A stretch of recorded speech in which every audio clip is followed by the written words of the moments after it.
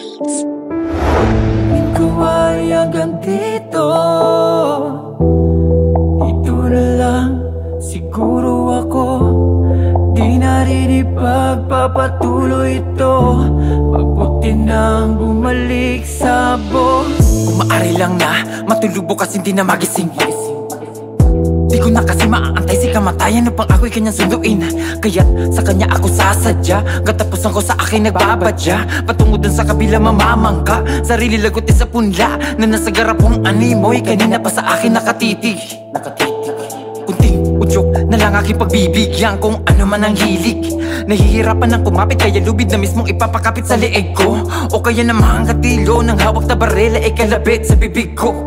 Ayoko din naman ng buhay kaya bakit pa pinahiram? Isa sa ulit ko na lang, magpaalam mo na lang sa sarili na wala sa akin may pakialam. Tatapusin ko na lang.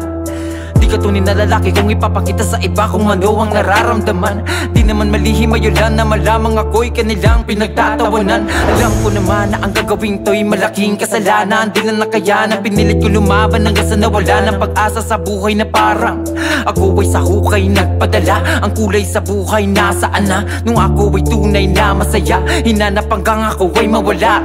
Laging magulo ang utak, madugo ang puso na puro tusok at sugat.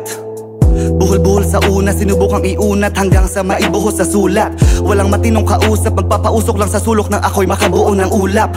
Upang mapurnada pagtulak na humiga sa lupa na mula paalampas ulo ang sukat. Di matukoy ang punto na susundan sa buhay at misto lang naligaw sa loob ng gubat.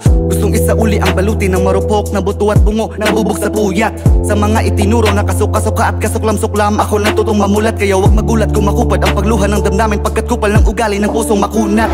Dahong malagkit na sinunog, tanging katabi sa pagtulog, pagkat nananabik ng mahulog sa panaginip at malunod. Lungkot na kinaadikan ako ay nalaban, di gayang panandalian, pagod ang mawalan. Alaala sa isipan, takot ng masaktan, ngumiting napipilitan, anyong panggap na lang. Sa 10 ginawang tama, isang kamalian ko ang natitiyak nitong mga mata na sa bawat pagkilos at galaw ko ay nakasipat.